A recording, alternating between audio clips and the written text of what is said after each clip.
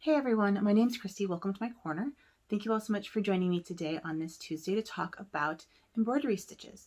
But before we get to that, I want to welcome all my new subscribers. Thank you all so much for joining me in my artistic and crafty adventures, and welcome back everyone who's been hanging out with me these past, few months. And it's been really great to get to know you both in the comments here on YouTube and also on Instagram. And if you are not following me on Instagram, you can find me at Dr._Christy. I'll put that right here. And that's basically where I post pictures of my progress in my embroidery pieces. I post pictures of my baking, both the baking that gets filmed and that doesn't get filmed. I post pictures of my life and of my dog. And so if you want to follow me there, please feel free to do so, Dr._Christy. This is a channel about embroidery and other textile crafts and baking and history and the history of those things. So if any of that sounds interesting to you, I would love to have you subscribe and stick around.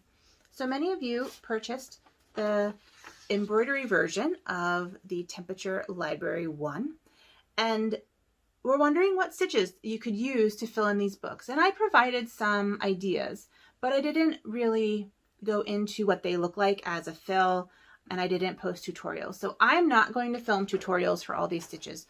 There are great tutorials out there that are better than I could do in the time that I have. So I'm actually just going to link them down below. So if you have a stitch that you want to check out, you can find a video tutorial down below.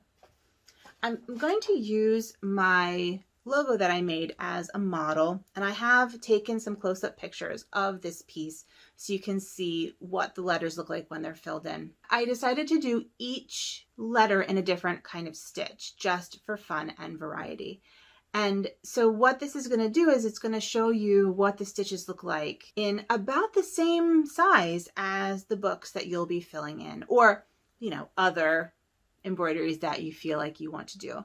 I also have this as a model, and this little sampler pattern uses 8 stitches. It's a really quick stitch up, and I have this also on my Etsy shop if you want to practice all of your stitches.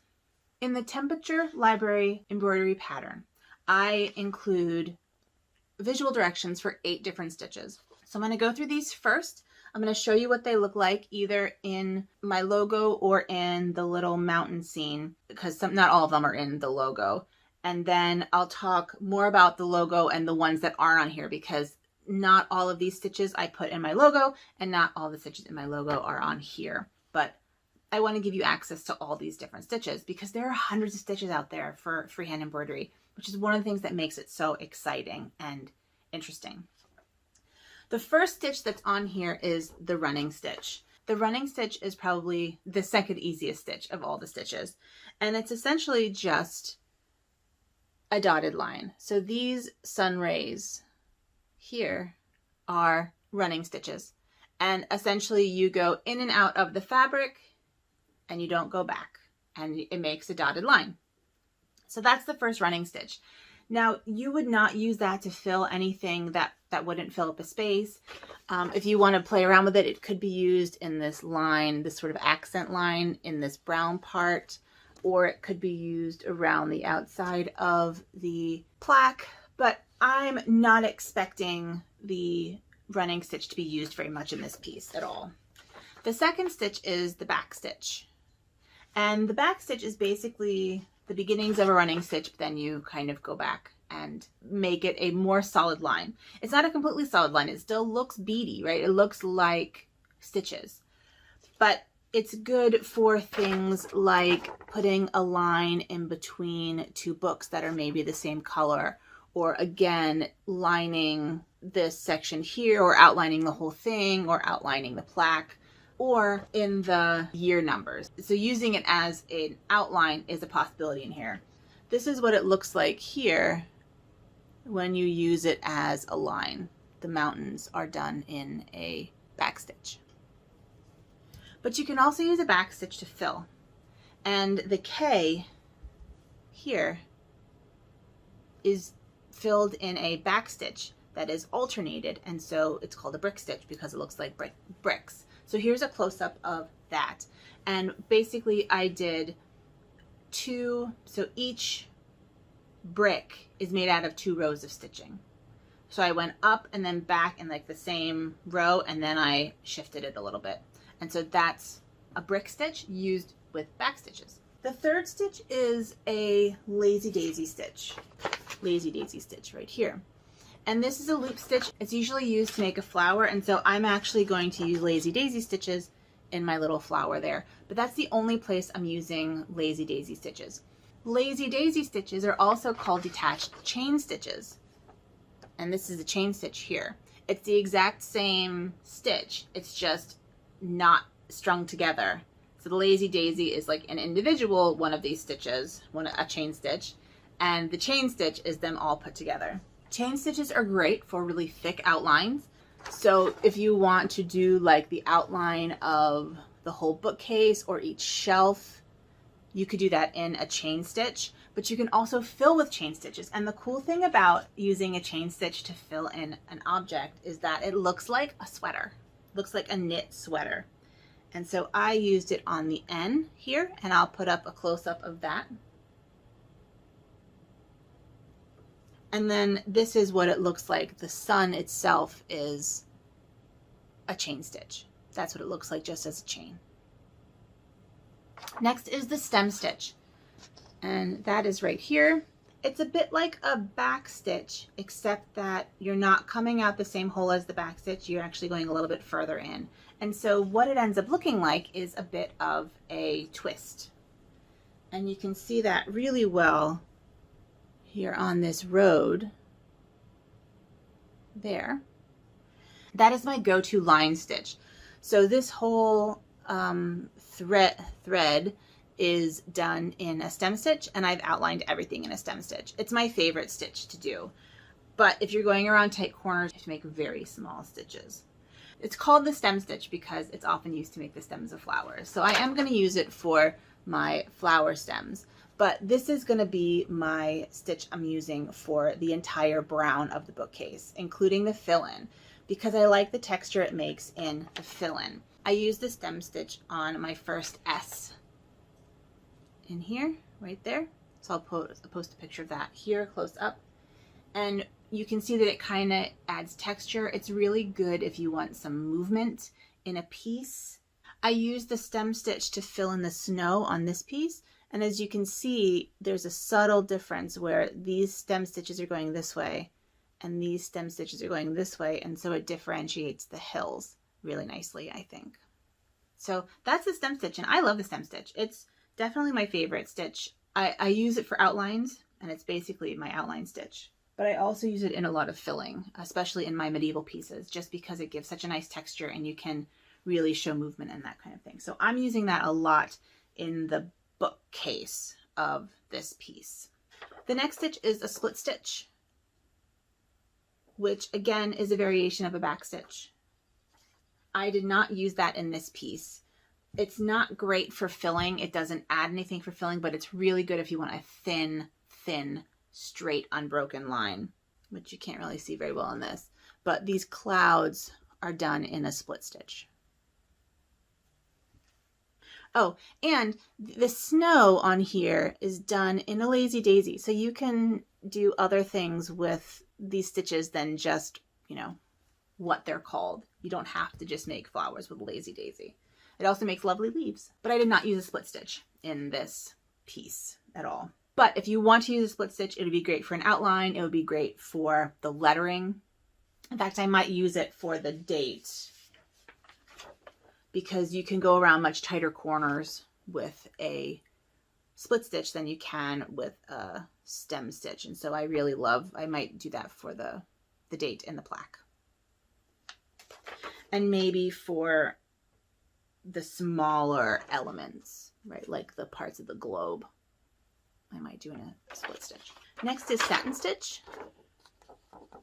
And satin stitch is a very popular stitch. It's basically the one that is used most often in machine embroidery because it just goes back and forth.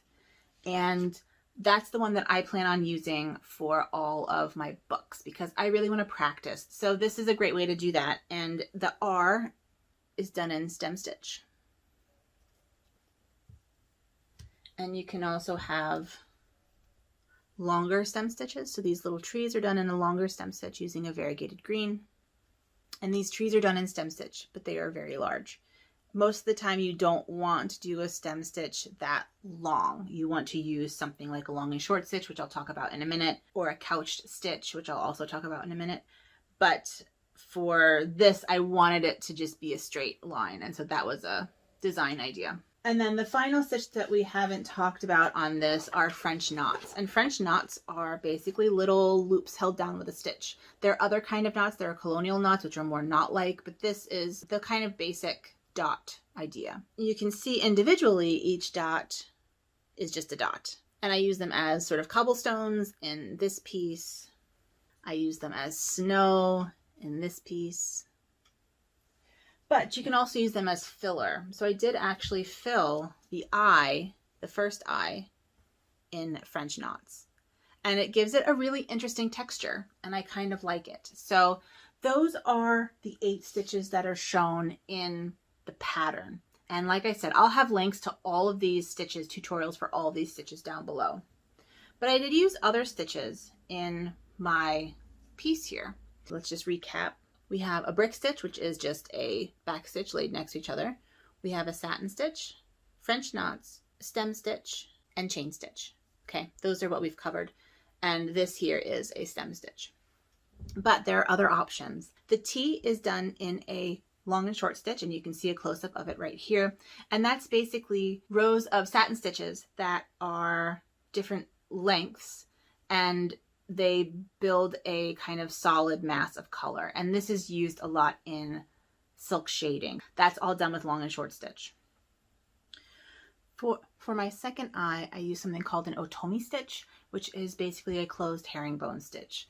And it just gives it a nice kind of back and forth texture, as you can see here in the picture.